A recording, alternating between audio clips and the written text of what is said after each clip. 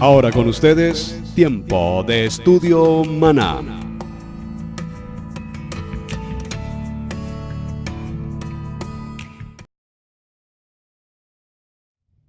Bien, mis amados hermanos, muy bienvenidos a este tiempo de estudio bíblico devocional. Cordial saludo, su hermano Pastor Roberto Alfaro.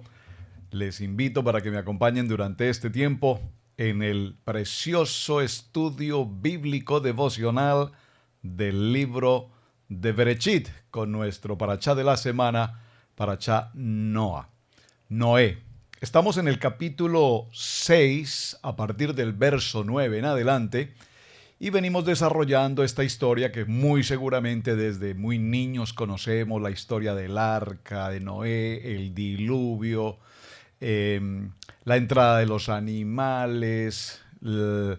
Prácticamente desaparece todo el contexto de la tierra y Noé, su esposa, sus 3 hijos, básicamente son los únicos que sobreviven, además de sus 3 esposas, por supuesto, 8 personas.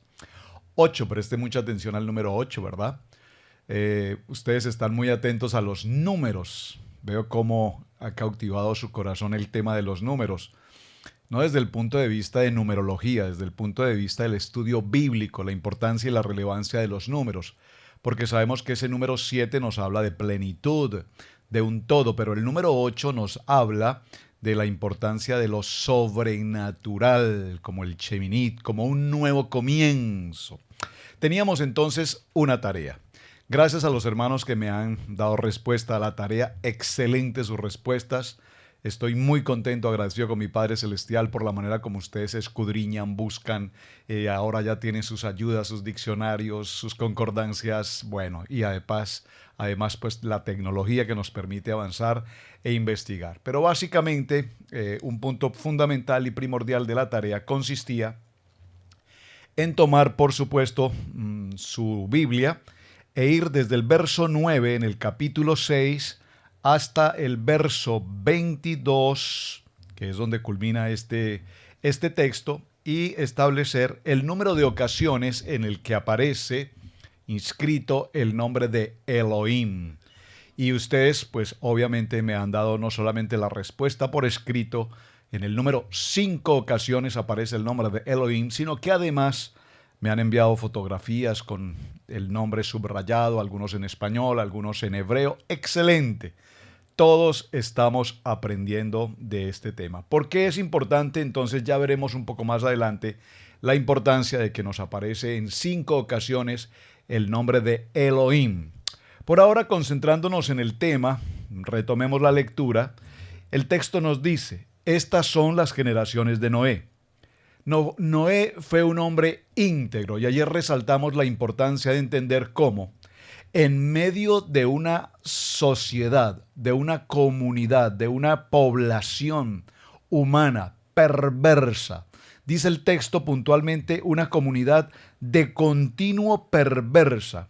Y lo vimos desde el capítulo 6 en el verso 1, y sucedió que cuando los hombres comenzaron a multiplicarse en la faz de la tierra y les nacieron hijas, veremos este aspecto hoy, los hijos de Dios, veremos ese aspecto hoy, vieron a las hijas de los hombres que eran hermosas y tomaron por mujeres a las que más les agradaban. Aquí esta expresión, tomaron por mujeres a las que más les agradaban, no nos indica como que tomaron por novia o por esposa a aquella a quien amaban, porque observen el texto como lo dice, tomaron por mujeres las que más les agradaban, las que más les agradaban. Es decir, que aquí en el texto, según la narrativa que traemos, nos está indicando cómo ellos tomaban las que más les agradaban. No nos está hablando de un singular, nos está hablando de tomaban a las mujeres que cruzaban por su camino,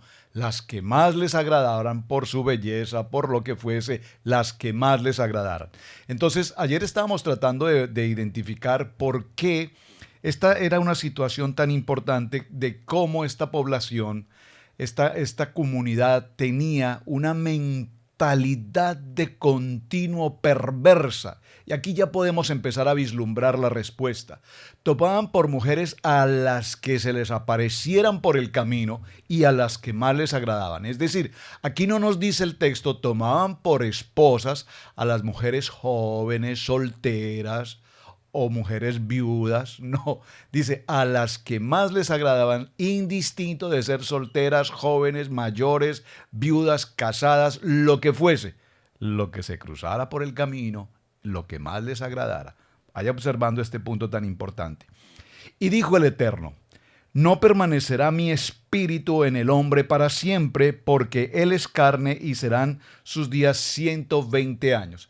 Esta expresión de 120 años referimos en el mensaje de ayer que no nos hace referencia al tiempo de vida del ser humano. No es que el hombre va a vivir 120 años. Y mencioné puntualmente el caso de Abraham, como pues vivió 165 años. Tal vez Moshe, particularmente vimos en Devarim al cerrar el ciclo anterior, que murió a los 120 años. Podríamos considerar esta una coincidencia importante. Pero no es que sea la edad límite en el cual el hombre debía vivir. Veamos que el mismo Adán vivió 930 años. De tal manera que aquí lo que nos está indicando es que consecuente a la condición de perversión y de pecado de la humanidad hasta ese entonces, por favor, permítame repetir lo que mencioné ayer, era una condición de perversión como nunca jamás hasta nuestros días había existido. Y ya voy a mencionar un poco más adelante qué tipo de perversión. Pastor, ¿qué tipo de perversión pudo ser tan bárbara, tan extremadamente dañina, al punto que particularmente haya causado tanto daño en el corazón de Dios? No hay duda, por favor, desde luego, de que se trata de un tipo de perversión totalmente anormal, algo que va más allá de cualquier contexto saludable o relativamente sano de la humanidad. Dice entonces este texto que los 120 días tenían que ver precisamente como cuando Noé haya gracia delante del Eterno, entonces empieza el proceso en el que Noé habla a ese pueblo y les anuncia los planes que ya Dios tiene preparados para la humanidad. ¿Cuáles son? El diluvio, el inundar completamente con lluvias. Y atención, aquí estas lluvias es interesante porque no solamente hablamos de las lluvias en el sentido de que caen las lluvias, sino que además los textos nos muestran cómo las aguas subterráneas también afloraron a la superficie, de tal manera que habían tanto las aguas de arriba como las aguas de abajo, todas juntas se juntaron hasta el momento de inundar lo que conocemos como la expresión del diluvio universal. Hay muchos estudios sobre el tema, algunos dicen que nunca jamás el diluvio como tal existió, etc. Yo no quiero que entremos en ese tipo de polémicas, hermanos. La palabra no es un asunto de polemizar si la ciencia o los teólogos o algunos partícipes de ciertos conocimientos están o no están de acuerdo. Vamos a ceñirnos a lo que la palabra nos dice, y lo que la palabra nos está indicando puntualmente es que hubo un diluvio. Por lo tanto, amén, hasta ahí llegamos. En aquellos días había gigantes en la tierra, y observen aquí esta expresión gigantes. Tenemos que considerar desde qué punto de vista la palabra gigantes, porque al pensar nosotros en gigantes entendemos hombres de una estatura extremadamente importante, no en el promedio natural del ser humano, sino estamos hablando de hombres con extensión de estatura, puedo decirlo, anormal. Y hago mención por lo siguiente: en aquellos días había gigantes en la tierra, y también después de que se acercaron los hijos de Dios a las hijas de los hombres, engendraron hijos poderosos desde el antiguo y fueron varones desde la antigüedad y fueron hombres de renombre. Viendo el Eterno que era grande la maldad del hombre en la tierra, y todo pensamiento de su corazón constantemente alentaba designios malignos. Entonces vemos cómo en este texto, y es a donde quiero referirme un poco en este tema en esta tarde, cómo es que de continuo continuo, el pensamiento de los hombres de continuo era exclusivamente la maldad, el hacer absolutamente daño, permanentemente daño en todo el sentido de la palabra, muerte, violación, incesto y atención. Zoofilia. El término zoofilia es un término que hoy en el siglo XXI, particularmente en estos mismos días, está muy relativamente de moda. ¿Qué es este concepto tan extraordinariamente horroroso? Pues bien, si no conoces el término zoofilia, solo lo quiero definir de la siguiente manera. Es decir, este es el texto. Relaciones sexuales de seres humanos con los animales.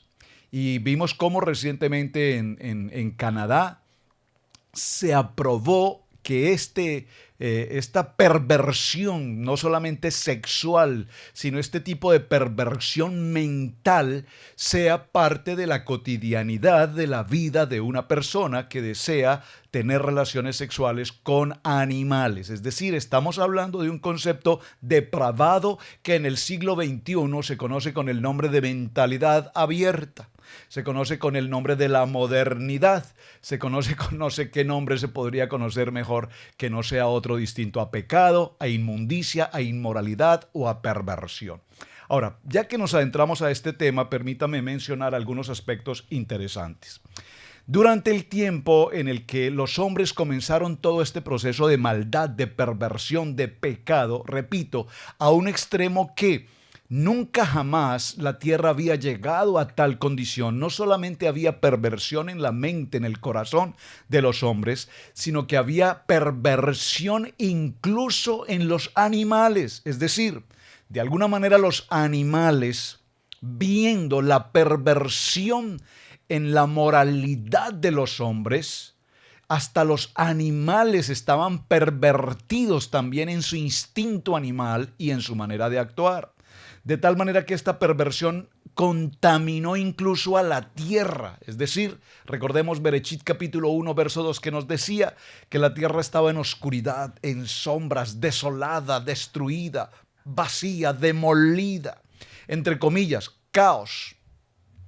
De tal manera que la tierra en esta condición, cuando hablamos de de Adán, humanidad, hasta el tiempo de Noé, estamos hablando de 10 generaciones después, aún la tierra estaba en una condición absolutamente perversa.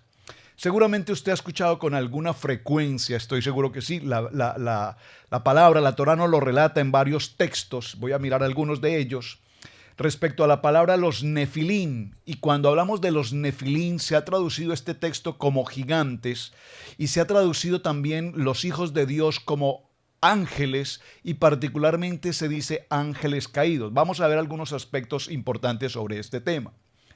Pero los contextos o los pecados de la perversión que habían llegado a tan alto nivel tenían que ver con violación, con incesto. ¿Sabe la expresión incesto? Las relaciones sexuales de padres con hijos, entre padres e hijos, la violación a menores, el aborto, el homicidio, el asesinato, el adulterio, la zoofilia, la pedofilia, todos estos tipos de pecados que por supuesto hoy también de una u otra manera existen y tienen legislación penal y todo lo demás en nuestros tiempos, pero aún allá de lo que estoy mencionando, tiene que ver con lo que llamamos o se conoce con el nombre de las razas caídas. Voy a mencionar solamente los nombres, no me voy a detener en este tema porque es un tema extremadamente apasionante e inmensamente importante. Solo se los voy a mencionar para que usted por favor lo considere en su estudio personal. Número 1, encontramos a los Eimín. Los Eimín eran gigantes cuya característica específicamente eran hombres de terror, que producían terror en todo cuanto hacían. Eran particularmente, atención, seres aformes, es decir, no tenían una forma, si lo puedo decir entre comillas, básicamente monstruos, seres monstruosos, totalmente aformes, anormales, que el solo hecho de verles producía terror, pánico. Estos son los Ayim. Número 2, Los Refaín. Estos hombres eran particularmente, o estos seres, permítame usar esta expresión, eran seres que aunque tenían un aspecto dantesco, utilizaban su voz como una manera de atraer a las personas, atractivo a través de la voz, una voz suave, es lo que indica esta palabra. Número 3, los Giborín. Giborín, hombres extremadamente poderosos, de fuerza, extremadamente violentos. Los Samsamín, guerreros, que tenían una forma humana y eran importantes guerreros, muy valientes. Observe que esta expresión que estoy mencionando aquí tiene que ver de alguna manera con lo que conocemos en la historia a través de la mitología, los dioses. Usted recordará cuando estudiamos estos temas de los dioses del Olimpo y todos estos. En particular, posiblemente usted recuerde a uno muy particular en películas, muy nombrado, Hércules. ¿Recuerdan ustedes a ese personaje Hércules? Estos tipos de hombres, recordarán ustedes que eran gigantes, pero que eran extremadamente valientes y un solo gigante podía enfrentar a miles de gentes y derrotarlos sin ninguna dificultad. Bueno, luego vienen los anaquitas, que ya son muy famosos y muy conocidos en los textos bíblicos que vamos a narrar. Usted recordará en el libro de Números particularmente cuando se hizo la visita del pueblo de Israel o de los 12 líderes que Moisés convocó para que visitaran la tierra prometida. Cuando regresaron de esa visita, de esa actividad de exploración del territorio, regresaron y entre sus informes decían que habían visto a los gigantes, a los anaquitas, a los hijos de los anaquitas. Es una solo para mencionar, pero es algo que vale la pena que consideremos también. Los anaquitas, estos gigantes, los abín eran lo que hoy, comillas, se conoce como los reptilianos, hombres reptilianos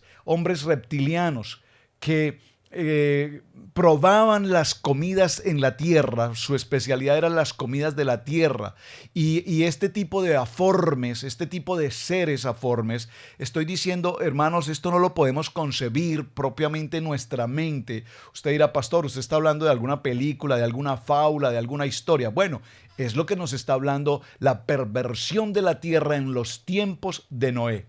Los nefalín, nuevamente, gigantes, seres aformes. Y estos hombres, estos tipos de seres tenían una característica muy particular. Eran seres que nacían antes del tiempo típico de una gestación. Tal vez usted alguna vez se ha preguntado una escena como esta. Si los hombres, los ángeles caídos, comillas, los gigantes, los hombres ángeles caídos, tenían relaciones con las hijas de los hombres, con las mujeres, y se embarazaban de estas relaciones. ¿Usted se ha preguntado alguna vez qué tipo de proceso de gestación podía tener una mujer en esta condición? ¿Cómo los gigantes podían tener intimidad con las mujeres? ¿Cómo se podían embarazar? ¿Cómo podía ser el proceso de gestación de una mujer? Estamos hablando del contexto de una mujer normal versus la posición de un gigante. ¿Cómo se producía un tipo de relación de estos seres? ¿Cómo se producía un tipo de gestación de estos seres? Y lo que sucede es que por la condición de estos gigantes, los hijos, los vientres de las mujeres, no podían conservar o mantener el periodo de los 9 meses, de tal manera que estos hijos nacían antes de tiempo, eran provocados esos partos antes de tiempo. Muchos de ellos, repito, nacían totalmente aformes, pero lo más interesante de la historia aquí es, y esto, hermanos, leyendo y estudiando muchas cosas, solo se los quiero mencionar porque estudiando los textos que he leído sobre esto me impresiona esta literatura, cómo nos narra que muchos de estos hijos o estos fetos, si puedo utilizar la expresión, que nacían antes de tiempo, luego eran consumidos por los mismos seres se alimentaban de estos mismos fetos. Y es interesante porque no solamente se consumían seres humanos, se alimentaban de seres humanos, de fetos, sino que además se alimentaban de todo tipo de animales. Y observen, no estamos muy lejos de toda esta historia que parece un poco dantesca, pastor, de dónde tomó todo esto, porque lo estamos viviendo hoy en el siglo XXI. En muchos países se consumen todo tipo de carnes de animales, no solamente lo que entendemos como una carne de res o la carne de pavo, cosas por el estilo. Se consumen todo tipo de carnes de todo tipo de animales, de serpientes, de alacranes, de perros, de caballos, incluso hoy en ciertos países, y no vamos a mencionar dónde, se consumen cuerpos y seres humanos, carne humana. Estamos llegando al nivel de ese nivel en el que Dios estaba sorprendido. No sorprendido Dios en cuanto a, estos hombres me han sorprendido, sino que entendiendo desde el punto de vista cómo el hombre había llegado a un nivel tan extremadamente dantesco, de tanta perversión, repito, que dice la palabra que de continuo la mente de estos hombres era la maldad. Vamos con los Nefalim, seres aformes, nacidos antes del tiempo normal del parto, gigantes que no cumplían, repito, con el tiempo propio del embarazo. De hecho, se les conocía como los niños caídos, hijos de los ángeles caídos, y a estos se les conoció como los niños caídos. Investigué un poco sobre el tema.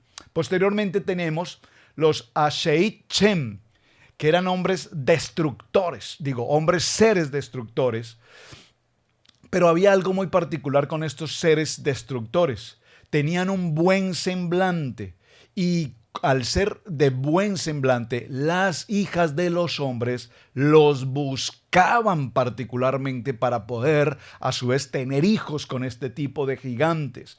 Y había entonces un número de estos Ashet Ishmein que populaban por muchos lugares, de tal manera que producían hijos, comillas, demonios, porque es la expresión correcta, por todos los lugares. Y finalmente tenemos a los Nefilim, que también son muy conocidos en los textos que normalmente leemos. Estos Nefilim, como lo vemos en el libro de Génesis, capítulo 6, 1-4, nos habla de ángeles caídos, demonios. Libro de Judas, capítulo 6, nos habla sobre ese tema, y vamos a considerar un artículo que encontré que quisiera compartir con ustedes también, porque el tema es extremadamente importante. Vean cómo cuando estudiamos cada uno de los parashá y cada año avanzamos, profundizamos más en el tema, nos encontramos con muchas cosas que decimos, wow, realmente esto es impresionante, cómo es que nunca estudiando la Biblia hemos profundizado en estos detalles.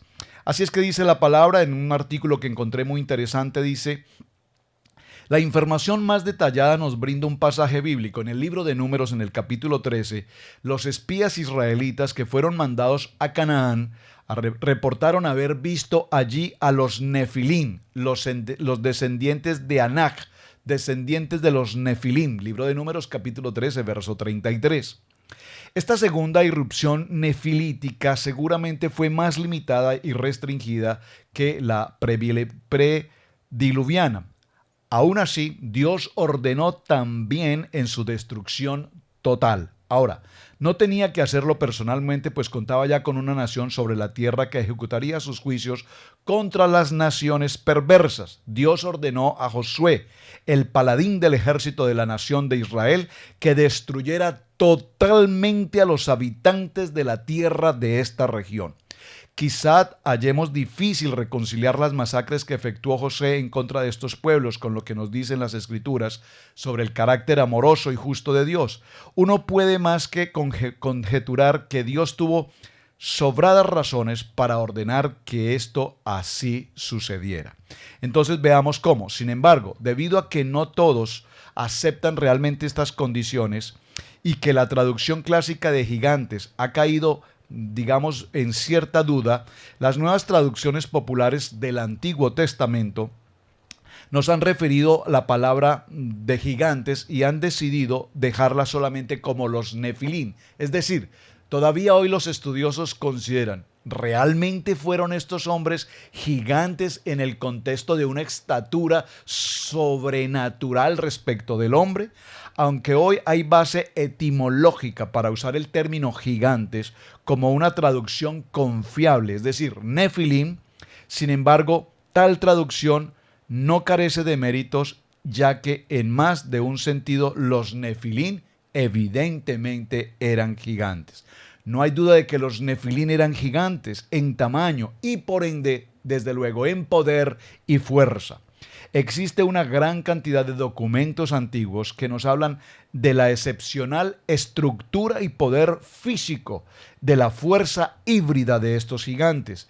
Y esto no debe sorprendernos, pues ya hemos visto que fueron descendientes directos de los ángeles caídos del cielo, es decir, de los hijos de Dios poderosos en fortaleza. Libro de los Salmos, capítulo 103, verso 20. Mayores en fuerza y en potencia y que los hombres, según nos dice el libro de Segunda de Pedro, capítulo 2, verso 11.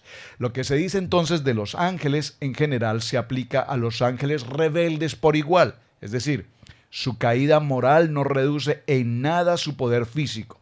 En el libro de Enoch declara al respecto que su estructura era como la altura de los cedros y sus cuerpos como montañas.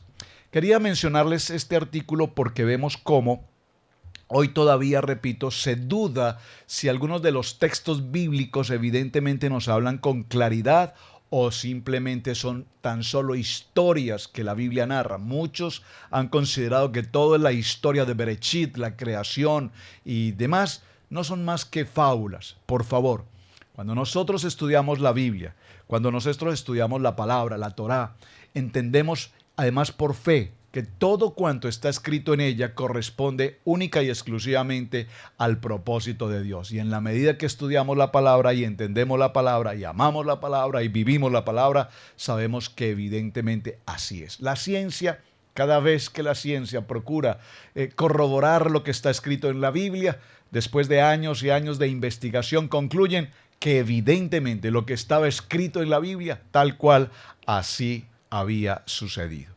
Veamos otro artículo que me parece muy interesante y que quiero compartir con ustedes. Dice esta palabra. En este capítulo, estamos hablando del capítulo 6, se describe el intento de Satanás para que sea imposible que la humanidad se salve. La frase "y aconteció" del capítulo 5, que se centra en los hijos, en el capítulo 6 se centra en las hijas. Capítulo 6, verso 1 dice: Aconteció que cuando comenzaron los hombres a multiplicarse sobre la faz de la tierra, les nacieron hijas. Los hombres comenzaron a multiplicarse sobre la faz de la tierra cuando tenían otros hijos e hijas. La palabra hebrea para hombre, lo conocemos, para humanidad es Adán. Ya hemos hablado sobre esto, que significa literalmente hombre. La palabra es genérica, es decir, la humanidad en general incluye hombres y mujeres. Esta palabra no se puede limitar al hijo de Caín, como algunos quieren interpretar erróneamente en esta sección. Dice, entonces Moshe, el autor de la Torá, añade, y les nacieron hijas a ellos. Una vez las hijas, en término general, es decir, las hijas de la línea de Caín y las hijas de la línea de Set, todos los otros hijos de Adán que se habían multiplicado en ese momento. Los hijos de Dios vieron que las hijas de los hombres eran hermosas. El término hijos de Dios en hebreo es Benei ha-Elohim. Benei ha-Elohim. Esta frase en la Biblia hebrea se usa siempre en referencia a los ángeles. Podrían ser ángeles buenos o podrían ser ángeles malos, pero se refiere a los ángeles. ¿Dónde encontramos esta expresión? Por favor, tome nota, léalo en casa. Libro de Job, capítulo 1, verso 6, capítulo 2, verso 1, capítulo 38, verso 7. En la Septuaginta, la versión de los 70, usa el mismo término que en Deuteronomio, capítulo 32, verso 8, y se refiere a los ángeles. Otra versión de esto es Benei Elohim, que significa los hijos de los poderosos. Observen, los hijos de los poderosos, cuando entendemos los hijos de Elohim, Recuerden que mencioné hace unos días en la enseñanza que Elohim, una palabra polivalente, tiene varios valores, tiene varios sentidos. Elohim, como el Dios creador, en el principio creó Elohim los cielos y la tierra. Pero también entendemos que la palabra Elohim hace referencia a jueces, hace referencia a líderes, hace referencia a Malach, a los ángeles. Muy importante que tengamos presente esta información. Entonces dice este texto que el libro de Deuteronomio capítulo 32, verso 8, hace referencia a los ángeles. Y los Bene Elohim, que significa hijos de los poderosos, podríamos pensar, hijos de los poderosos. ¿Quiénes tenían poder entonces? Los jueces. Eran hombres de renombre, eran hombres justos, eran hombres que tenían un gran poder. Los hijos de los jueces. El libro de los Salmos en el capítulo 29, verso 1, capítulo 89, verso 6 y capítulo 82, verso 6, otra vez aquí nos habla de esta expresión Bar Elohim, que significa hijos de los dioses. Por lo tanto, en todas partes que se utiliza esta expresión, hace referencia particularmente a los ángeles. Ellos son hijos en el sentido de Dios, porque fue quien los creó directamente. El libro de Salmos 148, verso 2, y el libro de Salmos 104, verso 4, Colosenses capítulo 1, verso 16. El término incluye a otros ángeles caídos y a los ángeles fieles. En el nuevo pacto, en el Brit Hadasha, el término de los hijos de Dios se aplica a otros además de los ángeles. Pero sigue ahí el elemento común de ser creados directamente por Dios. Ejemplo, Adán, en el libro de Lucas, capítulo 3, verso 38, es llamado hijo de Dios, porque fue creado directamente por Elohim. Los creyentes son llamados hijos de Dios. Libro de Juan, capítulo 1, verso 12. Romanos, capítulo 8, verso 14. Porque son una creación. Segundo libro de Corintios, capítulo 5, verso 17. Creado por Dios. Por lo tanto, no parece haber ninguna duda razonable que en la medida que el lenguaje se refiere, la intención del Ruach HaKodesh es de transmitir la idea de los ángeles. Ángeles caídos o demonios, porque ellos actuaban en oposición a la voluntad del Eterno. Por favor, preste mucha atención a esto. Ángeles caídos o demonios, porque ellos actuaban en contra de la voluntad de Adonai. Por favor, los ángeles mantuvieron siempre una oposición a la autoridad del Padre. Esto fue también, me refiero a los ángeles caídos, esto fue también el significado colocado en el pasaje por Josefo sobre el escrito del antiguo libro apócrifo de Enoch y por todos los demás intérpretes judíos antiguos y por los primeros escritores cristianos. Bueno, es interesante y apasionante todo este tema que estamos desarrollando, repito, con respecto a lo que es nuestro parashá Noah. Ahora, hablando de todo este proceso, es muy importante que tengamos presente algo. ¿Cómo Noé halló gracia ante los ojos de Dios? En medio de una, repito, de una población de gigantes, de perversos, de seres caídos y demás. Y concluíamos que Noé guardó en su corazón su fe, su pacto para con Dios. Y esto es muy importante que lo tengamos presente porque él siempre cuidó de ser obediente al propósito y al plan de Dios. De tal manera que Dios escucha, habla con Noé y le da una directriz, una dirección definida en cuanto a lo que tiene que hacer.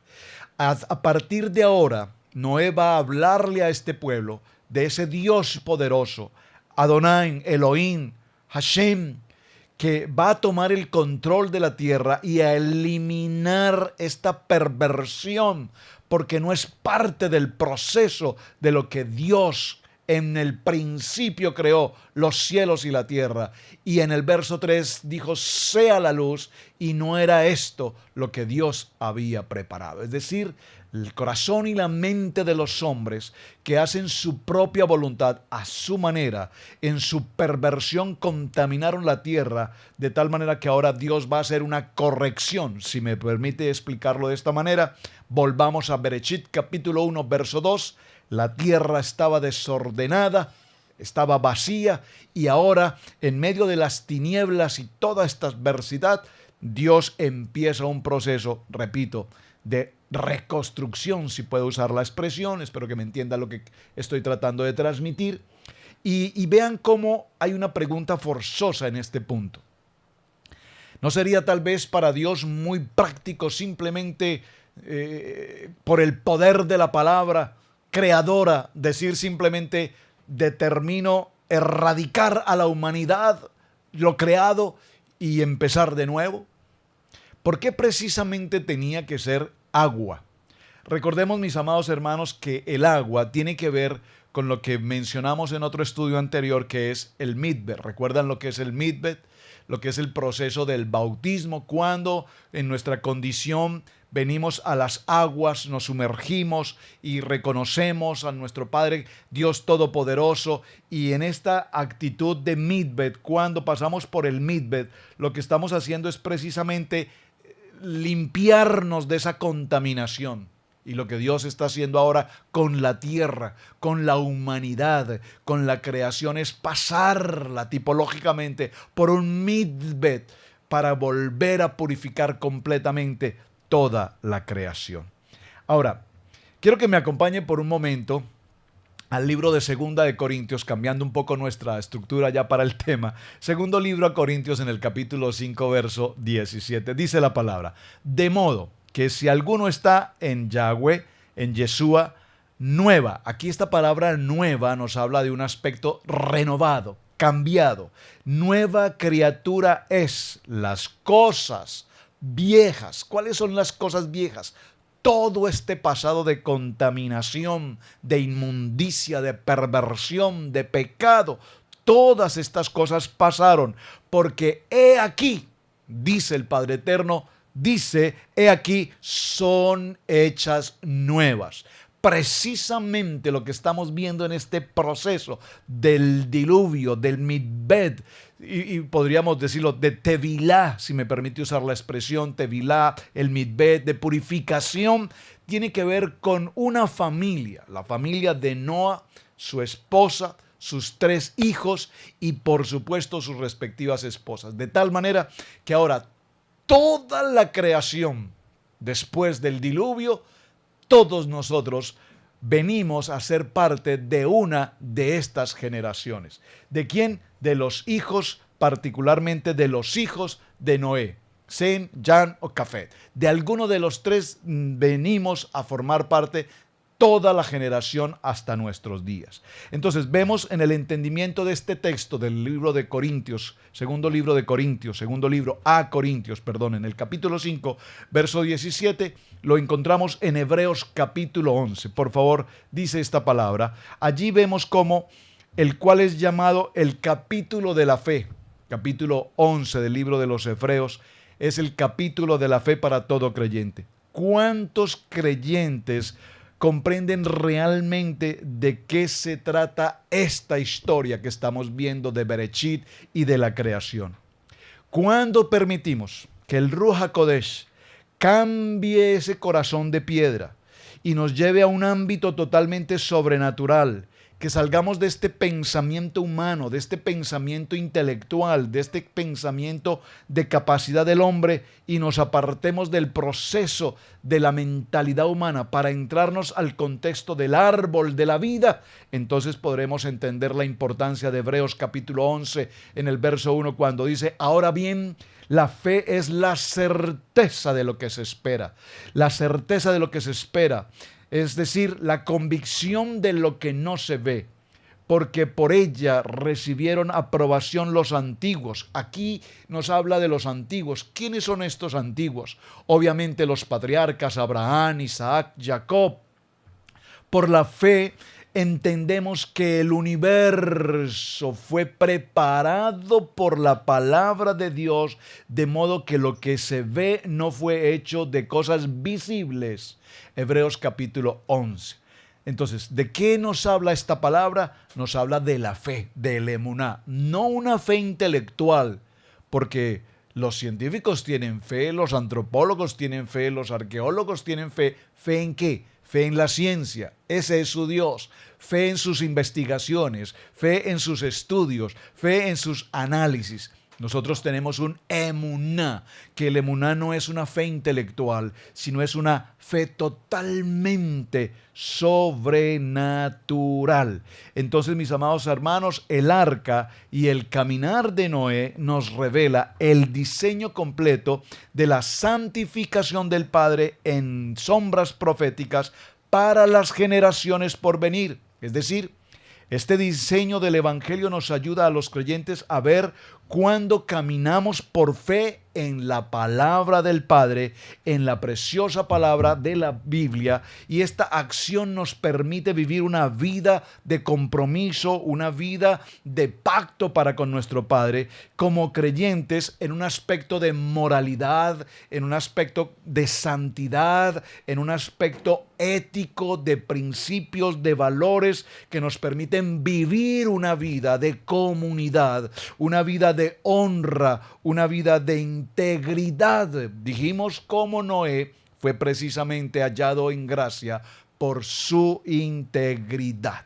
En el libro de Mateo, en el capítulo 7 y en el verso 13, dice la palabra: entrad por la puerta estrecha, porque ancha es la puerta y amplia es la senda que lleva a la perdición, y muchos son los que entran por ella. Voy a dejar este texto hasta este punto y quiero cerrar haciendo un ejercicio muy básico de lo que estamos estudiando hasta el momento. Por favor, tome nota de los siguientes aspectos. Parte de la tarea consistía entonces en establecer en cuántas ocasiones, si tomamos el libro de Bereshit en el capítulo 6, desde el verso 9 en adelante hasta el verso 22, donde culmina, en cuántas ocasiones aparece el nombre de Elohim. Muy bien por la respuesta, gracias. En 5 ocasiones aparece el nombre de Elohim. Ahora, el nombre de Elohim está conformado por las letras Aleph, ya les voy a mostrar la tabla, Aleph, Lamet, Heit, Yod y Mem. Los valores numéricos 1, 30, 5, 10 y 40. Esto nos suma, vamos a hacerlo de la siguiente manera, esto nos suma un total de 86. Es el valor numérico de Elohim, 86. 8 y 6, 14. Atención a este número que estoy dando. 8 más 6, 14.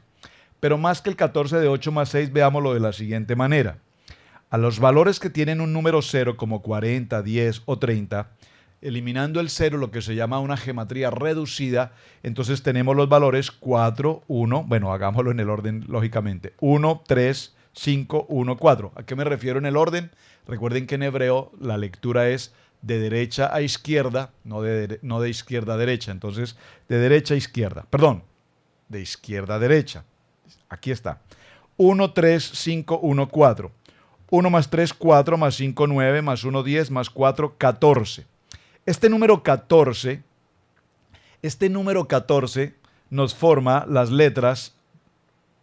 Atención a estas letras. Número 4, Dalet. Número 6, Bat y Dalet.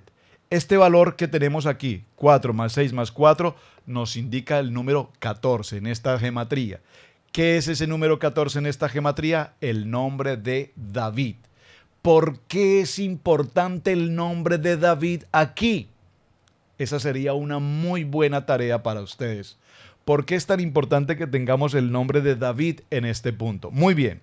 Entonces, el siguiente dato que les quiero entregar a ustedes en esta tarde en consideración es precisamente el de las medidas del arca.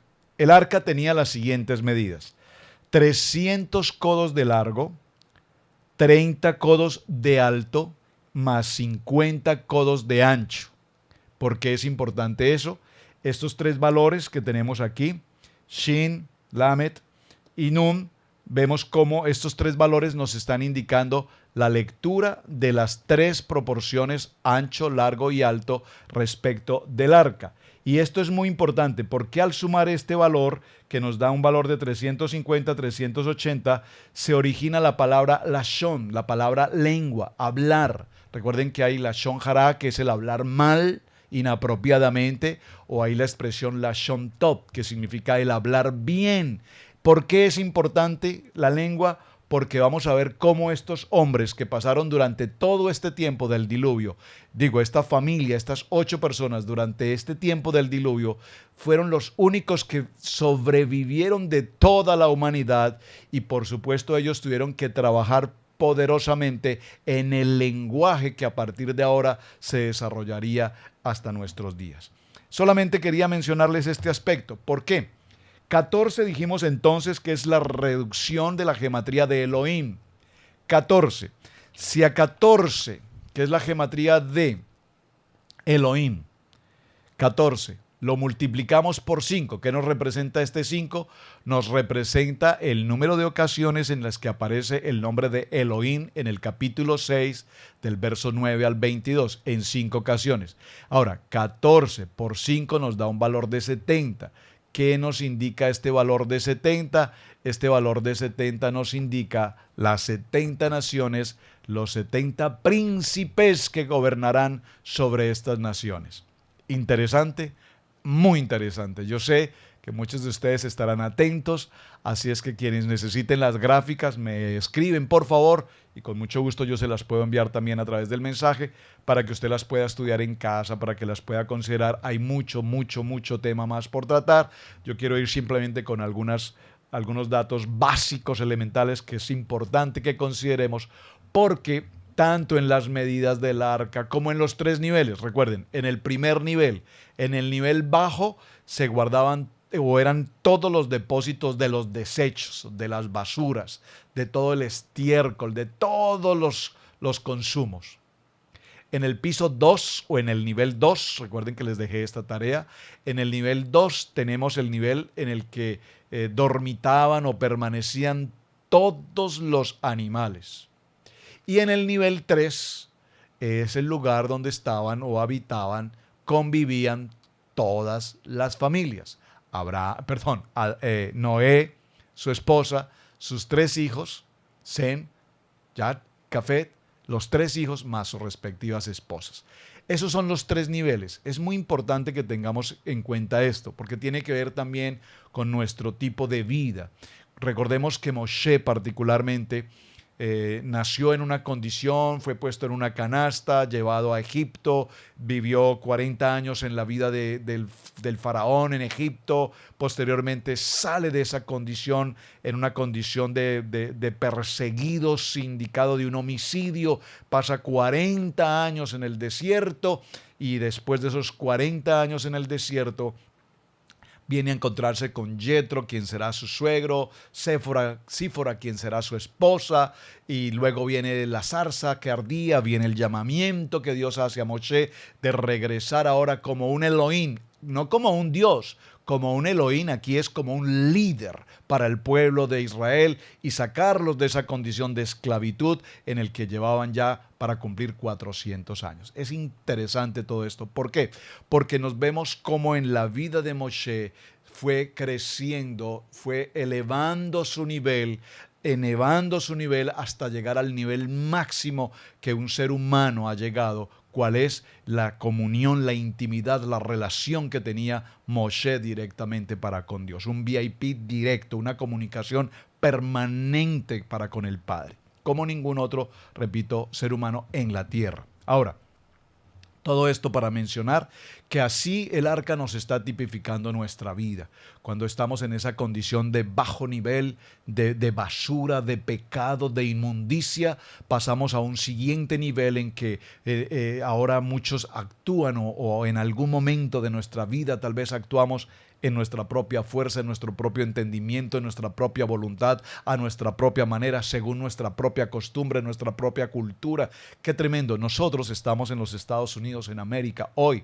Tenemos a nuestro entorno, en toda esta nación, muchas culturas, no solamente culturas hispanoamericanas, tenemos culturas anglosajonas, tenemos vietnamitas, tenemos de todo tipo de naciones. Usted puede imaginar cómo en una nación tan grande como esta, tantas culturas juntas a la vez podemos sobrevivir en una línea llamada ley. Es impresionante, pero muchos quieren hacer en esta nación de su vida lo que les parece, es decir, están en el segundo piso. ¿Cuál es el segundo piso de la torre o del arca? Un segundo piso en el que están los animales, un pensamiento en el que cada quien quiere hacer con su vida lo que le parece, cómo le parece, cuándo le parece, según su propia intención, según su propia necesidad, peor aún, según sus propias costumbres, es decir, las costumbres que traemos de nuestras tierras, de nuestros antecesores, de nuestro pasado, hasta que subamos a un nivel en el que en el nivel del hombre, en el nivel superior, salgamos a nuestro libre albedrío y podamos entender que en nuestro libre albedrío el Dios Padre Todopoderoso nos ha entregado un manual de vida, un manual de instrucciones, y cuando nos sometemos a este manual de instrucciones y vivimos una vida conforme a todo lo que en él está escrito y oímos atentamente la voz de Dios y disponemos nuestro corazón conforme a lo que en él está escrito, entonces, como lo veremos mucho más adelante cuando lleguemos por allí a Devarim 28, todas estas bendiciones vendrán sobre ti.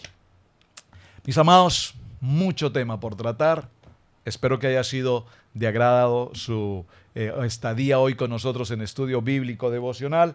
Aquí estoy revisando mis notas y tengo mucho material, mucho estudio por compartir con ustedes.